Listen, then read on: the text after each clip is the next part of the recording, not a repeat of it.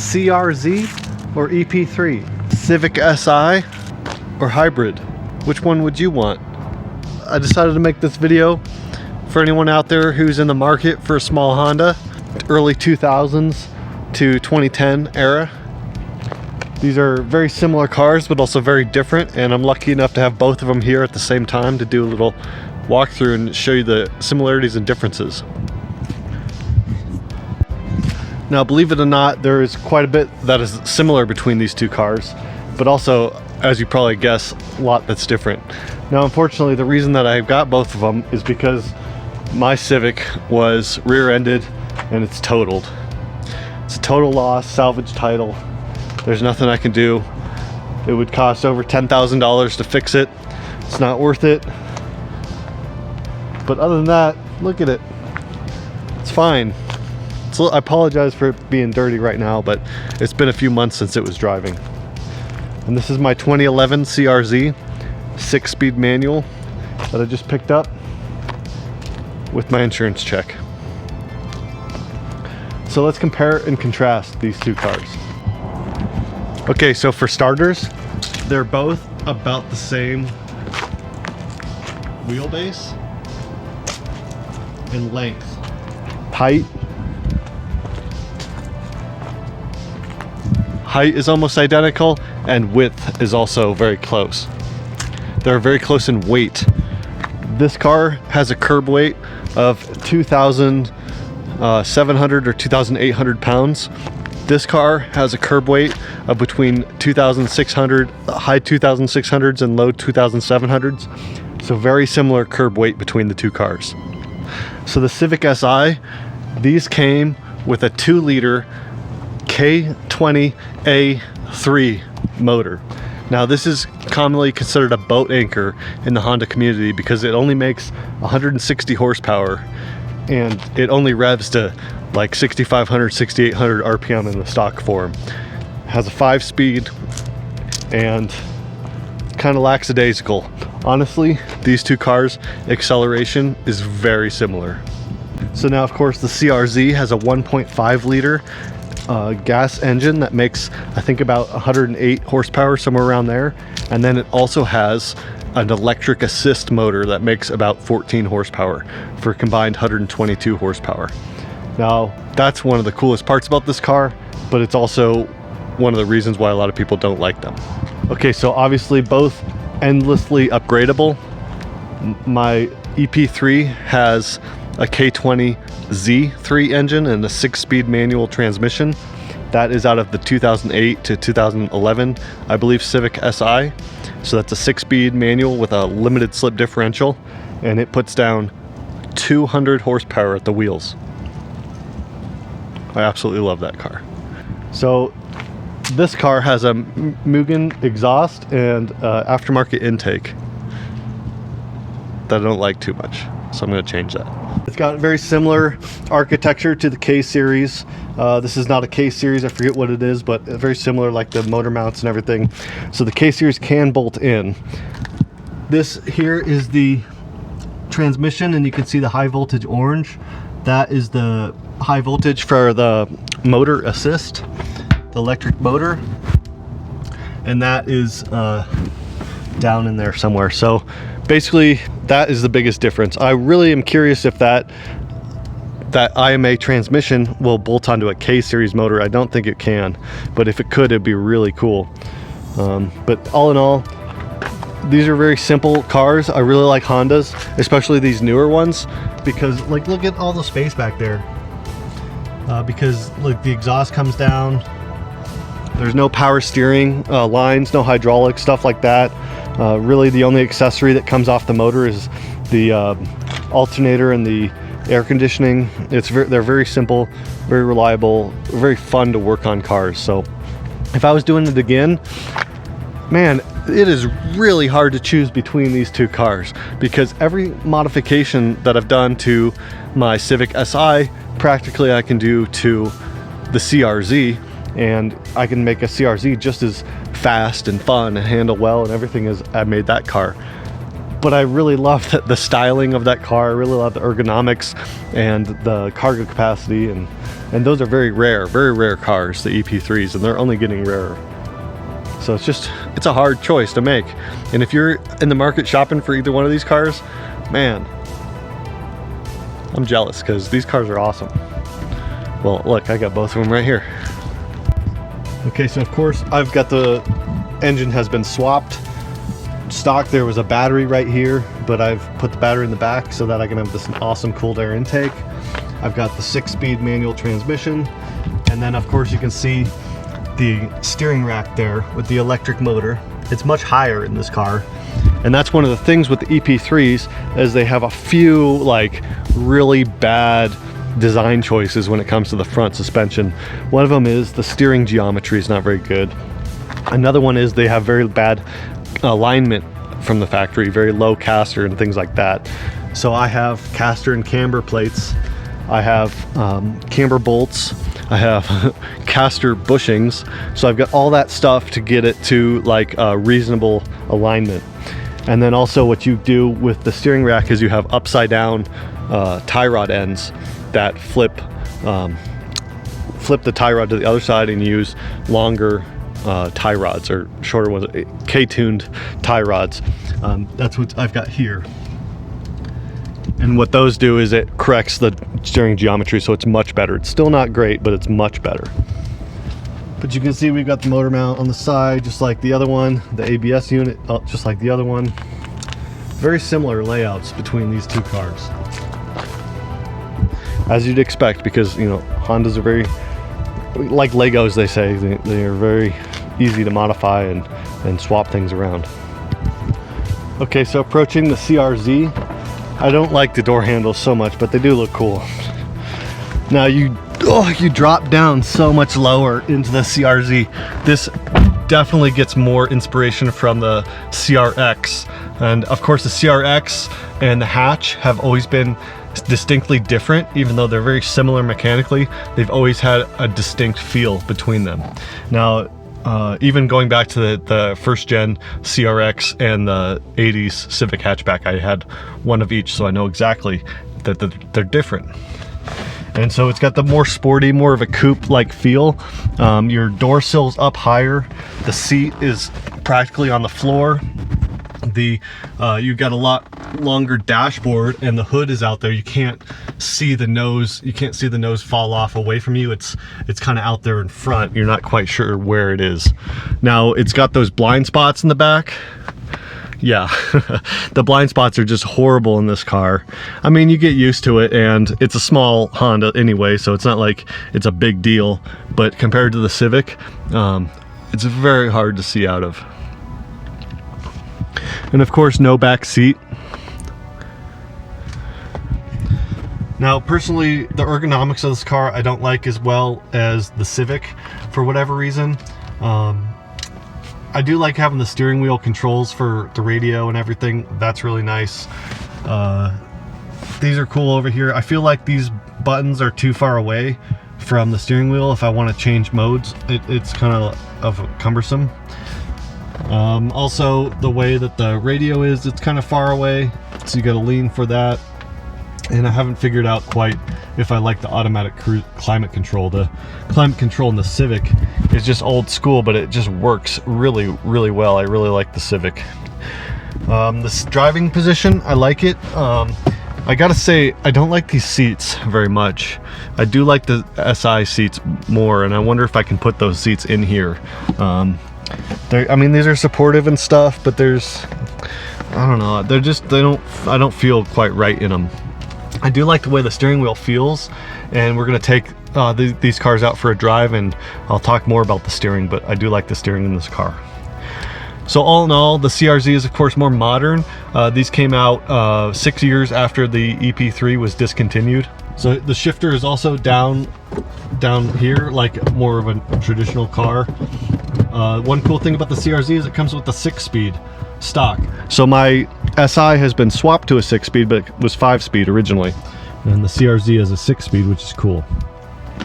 I do like the shifter. I think the shifter just rose through the gears really well. Both the shifters in both these cars are equally great. I don't see any difference in them, and you know, the CRZ is more of a coupe. The hatch is more of a sit-up tall kind of car, so the shifting location I think matches the personality of the car.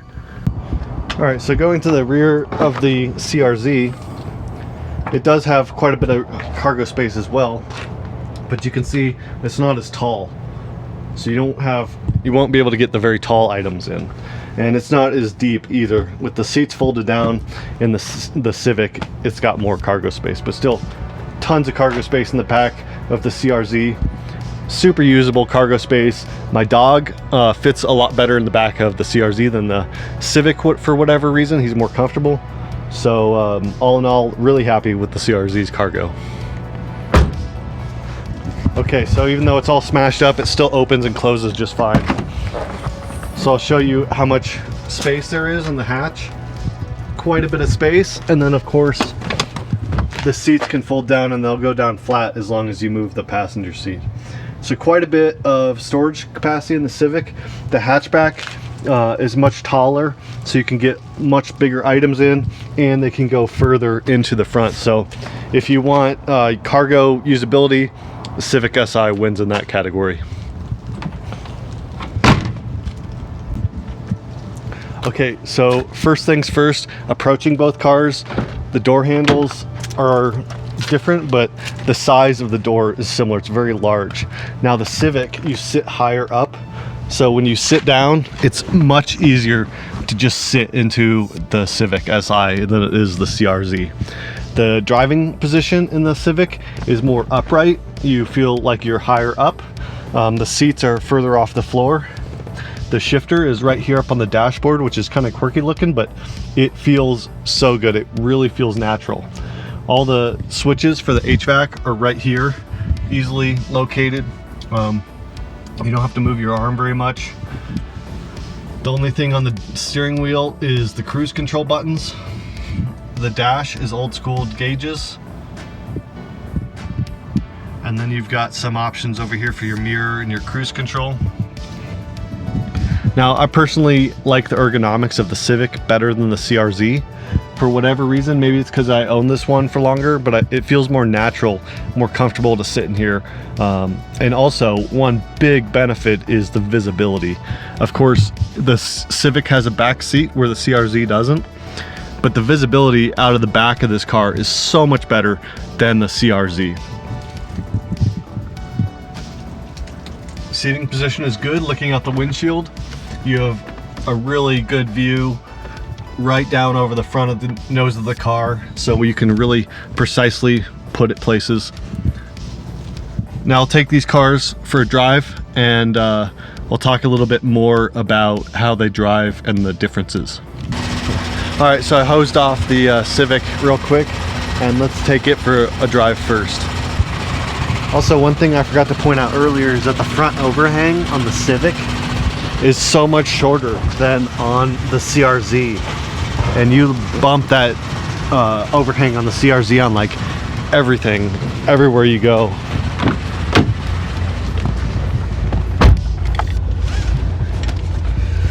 Now, I don't know if I mentioned it, but this steering wheel is the same steering wheel that's on a Honda NSX or Acura NSX, believe it or not. This is a really nice steering wheel. I love the way it feels. Also in the Civic, it's the only one of the two that have a sunroof, and all EP3s have a sunroof standard. Remember, all EP3s in the US have basically the same exact spec. There's a few differences you could get in the suspension. You could get the standard suspension or the HPD suspension. You could get the body kit, the side skirts, and there was a factory spoiler and rear valance and front little lip thing. That's what my car has, or the earlier ones didn't have that, or you could get it without that. I believe that's the only options that were available. So here we go, we got 115,000 miles on this thing, which is just a shame that it was totaled with such low miles for a Honda.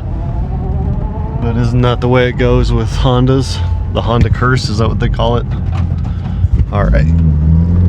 So immediately the steering is stiffer on this car than it is on the CRZ.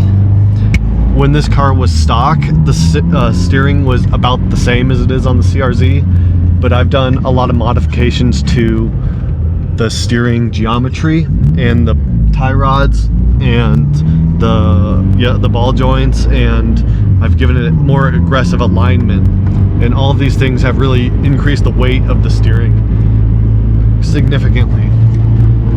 And I think that's part of the reason why the EP3 has such crappy alignment from the factory, is because this was the first car, remember, with electric power steering assist.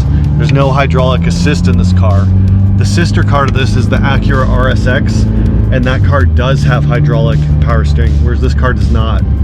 And so it's definitely weaker than a hydraulic setup, and it's a first generation setup, so I think that's why they did such a quirky alignment. Basically there's almost zero caster in the car, and you really want like at least 2 or 3 degrees of caster. Right now with all my upgrades in my suspension, I have 4.5 degrees of caster and about 1.5 degrees of camber, negative camber, so that's really good. Whereas factory, it's like 0 degrees of camber and like 0 or less than 1 degree of caster. It's really bad, but it's really good now. So anyway, we'll talk a little bit more about how the car drives. It's noisier than the CRV or the CRZ. Even though I've got the aftermarket exhaust, this car is noisier than the CRZ in stock for stock configuration. That's just because the CRZ's got, it's a hybrid, so there's more thought put towards noise. It's also a newer car. Oh man, I just love the way this car drives. I'm so sad that I have to get rid of it.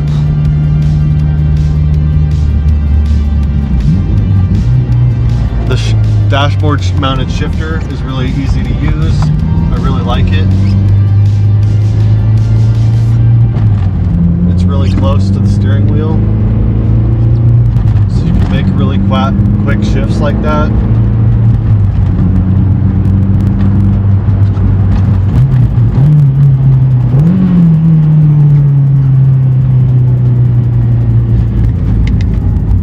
I like the gauges. That's one of my favorite parts of the SI is the gauges. These white-faced gauges, and then when you have your lights on at night, they turn red. They have red backlighting, and the whole dash is red backlit, which I love. I absolutely love red gauges. Unfortunately, the CRZ, it's all blue, which is like horrible for your night vision. I don't know why they chose blue for night lights like that. I think it's because it looks really pretty on the test drive, but like you see a lot of cars with quirky light choices like that. But this car is totally functional. That's one of the things I love about this car, is it really is function over form in a lot of ways. Alright, this car totally rips. I have to show it off with the new motor. But you can see how big of a greenhouse we have in here as I'm driving around. It's got really big windows, a really big expansive windscreen, so you really have excellent visibility, and it's really short. You're really over the front wheels, and there's a short nose on it. Here, let's give it a rip here.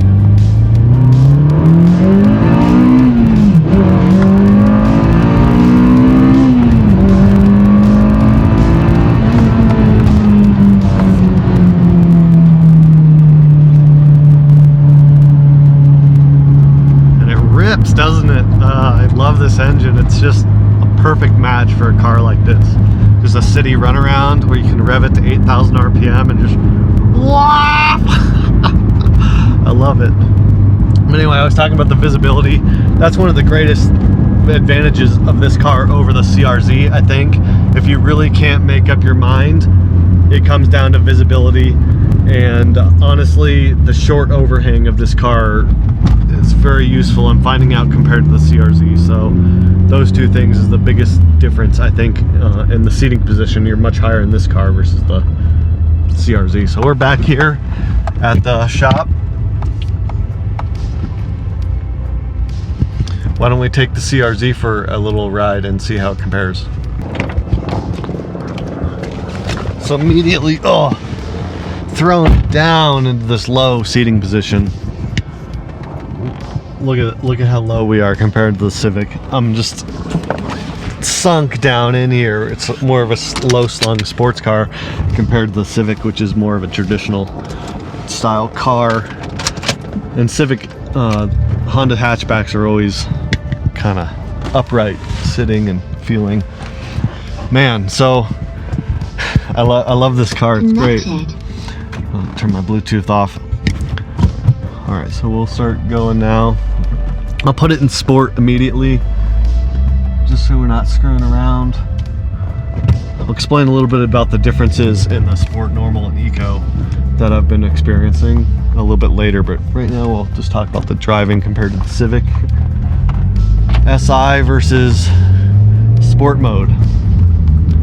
Okay, so like honestly, when we're just cruising around these low RPMs, almost got hit by a bus. Like, you know, unless we're really on it, at these lower RPMs, these lower speeds, it feels very comparable to the Civic, even with my motor swap. I think compared to stock, it's faster than the Civic down low. So even with the motor swap, like you really only notice that above about 4,000. And yeah, I notice it's slower, significantly slower, but it's peppy. It goes. I really like the brakes in this car. The regen comes in, and the mechanical brakes are splitting the regen braking very well. I don't notice any issues with that. I really love the shifter. The shifter in this car is really good compared to like all other cars. I mean, the Civic that we just drove and the Miata, those are my only two cars that really compare. But you can see there's quite a bit bigger distance that your arm has to go to make those shifts compared to the SI shifter. Like that SI shifter, as goofy as it looks in photos and everything, man, it is so good to actually drive that car. I really love that shifter. So it looks like our battery's about too low for our assist. It's not giving us much assist anymore. All right, so I'll just drive a little bit normally. We'll try to charge the battery back up. So I really love this car, how it drives. Out of the box, this car's totally stock, and it handles as good as my Civic Si that has tons of mods. So I've done all those mods I've talked about in the suspension, from the geometry fixes to the just coilover suspension, and all that stuff. It handles just as good as a stock CRZ. I'm really pleased with how this thing handles out of the box. I didn't think it was going to be this good. Very little understeer that I notice. You can just throw it into corners and the back end comes around and the front end just bites. Really love the way that it handles. I think it's got similar McPherson strut suspension to the EP3, but I think that it doesn't have many of the problems that the EP3 has. The braking, I mean, Honda brakes are great. This car's got excellent brakes. Handling, acceleration, I mean, this is just a great little runabout car. I'm really pleased with it. I think this truly is the successor to the CRX. It truly is, and the EP3 is truly the successor to the early Honda hatches. You know, having owned all four of each, or one of each of all four of them, I think I can make that judgment that this is definitely a modern CRX. There's a lot of magazines that were hard on this car and stuff, but like the CRX was never that great. Even the SIs were slow, man. They were slow cars. So this is a really, it's cool. And the high-tech technology with the charging of the hybrid battery, you get excellent miles per gallon. You know, even driving the way I drive, I normally get like 25 to 28 in the Civic because I'm always, you know, driving around like it's an SI. But in this car, driving exactly the same, I'm getting like, what was it, 29 and a half. So that's pretty good. And I've been only owned this car for a little bit now, so I've been driving it hard every day. Really enjoy it. And so basically to conclude, before we get back to the shop, CRZ is definitely more modern. more comfortable car. It's quieter. Stock for stock, I think it's a much better car in a lot of, like, every way that you can measure. I think the EP3, the Civic, is, you know, classic looks. It looks so good. I love the way that it looks. I like that really short overhang. I like the driving position. I like the visibility, and it's more versatile. You have a bigger hatchback and, of course, back seats. So I think that comes down to the biggest differences. Now we're pulling back up to the Civic, and we'll do some concluding thoughts on these two cars. One cool thing about the CRZ is the way it starts. So you just take the key, just like any other car, and you stick it in there just like any other car, put your clutch in, and then all you have to do is turn it once, the on position, and it automatically starts up, because this car has a stop starts feature, and it has that IMA motor, which is actually the starter for this car. So it doesn't have that traditional Honda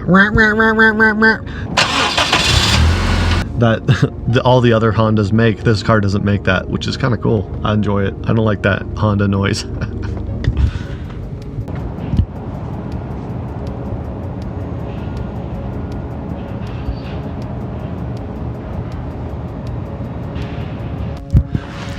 All right, so Civic Si EP3 versus CRZ hybrid.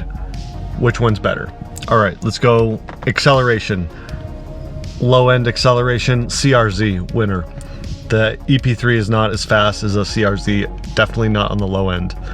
Acceleration top end, EP3. It'll definitely accelerate faster at the top end, like over 100 miles an hour.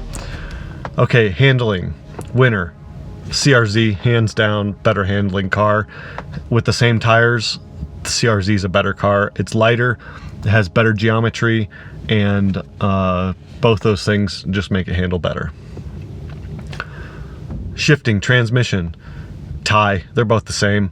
The EP3 has a better position, whereas the CRZ has a little bit snappier throw, maybe a little bit smoother throw, probably because it's newer, but that's a tie.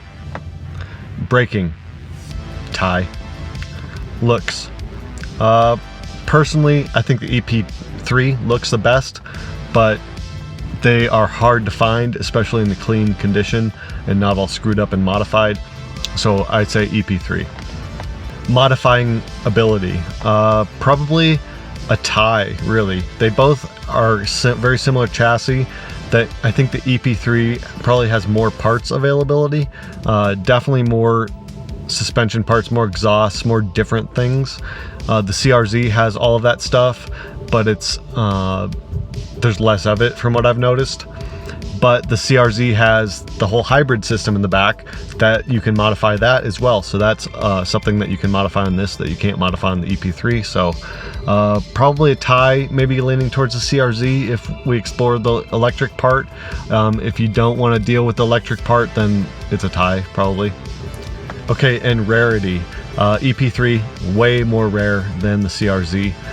Now, manual CRZ, it might be just as hard to find as an EP3, but they probably made more of them than the EP3. The EP3 they didn't really sell very many of, and they were all the same spec with the manual transmission, so very hard to find EP3s.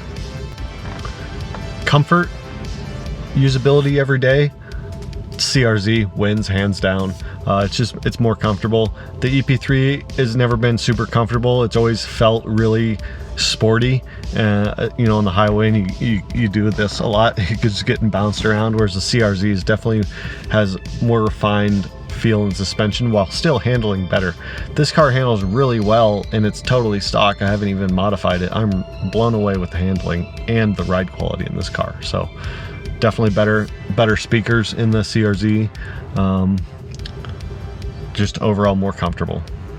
And miles per gallon, of course, the CRZ wins. The EP3 in stock configuration, I think I got 33, 34 miles per gallon at the absolute best, whereas in this car, that's easy. You get that all the time. You can get up near 40 if you really try. So CRZ wins. So I'll talk a little bit more about these three modes now that we're not driving. So in normal mode, it uses the electric assist, and the gas motor kind of in the same ratio. So the more you press on the pedal, the more assist it gives you, and it opens the throttle on the gas motor more. So they kind of work together. And then you get, of course, regen. I think the regen's the same through all the three. In the normal mode, I notice when you're cruising on the highway, it will sometimes put a bar of charge into the battery. So then economy mode is kind of cool because what it does is when you give it more throttle, it doesn't open the throttle on the ICE engine, the gas engine. What it does is it gives you the full boost in the electric motor first, and then if you move the pedal more and ask for more throttle, then it gives you more from the gas engine. But it gives you a lot more of that electric boost, which means it'll use up the battery faster. So what I've noticed is that when you're in eco mode, you're driving on the gas motor most of the time, and then when you need to accelerate to make a lane change or to merge on a highway, or where you're accelerating, maybe you're climbing up a hill, so you're doing just a short burst where you need that extra power, then it uses the electric motor, and then, you know, as soon as you get back into cruise mode, it stops using that, so that it doesn't use the battery very quickly. So that's very cool. Usually eco modes don't do a lot, but this seems to make a big difference, the eco mode. So then sport, that is what we were just driving around in, and that is obviously the most fun, but it will go through the battery really quick, like less than a mile or two. Like you'll be down to no assist, whereas if you're normal and you're driving sporty like that, it doesn't use the battery so much. So in sport, it'll give you almost full electric assist basically almost any time that you are accelerating. So that the throttle is like 1-to-1 with the gas engine, but every time you tip in more than a quarter throttle or so, it gives you full electric assist. So it feels kind of cool because you're expecting a certain amount of torque from your throttle position, but you get this bump from the assist, and it feels a little bit like a turbo, where when you tip into the throttle, the acceleration kind of builds and builds and builds. So it kind of feels like that, and where you've got that at the low end, you've got a little bit more torque over it than a naturally aspirated engine would give. So I really like that assist. The problem is that it runs out like almost immediately. I would think that in an autocross, only in a minute or so of an autocross, you might use your whole battery assist, and by the end of the autocross have no assist on the acceleration. So definitely we need to increase the battery capacity in this car and increase the kilowatt output from the motor, and then this thing's gonna be a hoot. So anyway, I hope you enjoyed. If you're looking to buy a CRZ or a Honda EP3, I mean, you better get on them. Their prices are going through the roof just like everything else, and these cars are hard to find, rare, and good luck finding one modified. Okay, this one is mostly stock, but it's got an exhaust and an intake and a shift knob, and it had the smoker windows, and it had all sorts of stuff. So good luck finding a Honda not modified. Even my blue one, when I first got it, it had an intake and a fart can muffler and you know, stuff like that. So good luck. I hope you do find one, because they are excellent cars, especially if you want to tinker and modify them and tweak them and change the ECU or change the motor swaps or transmissions or screw with the hybrid system. They are such fun cars. Or just keep them stock and drive them around, because they're excellent little commuter cars. So I hope you do find the Honda of your dreams. If you think I missed something about your little Honda, put them down in the comments below. If you have a little Honda that you love, put down in the comments below what your Honda is, what type, you know, manual, automatic, what motor, and if you've modified it. And if you want to see more hybrid modifications of this car specifically, then subscribe to this channel, because I'm going to be hot rodding this little CRZ with some modifications to the battery pack to hopefully give us more electric assist and for longer. So stay tuned. Thanks for watching.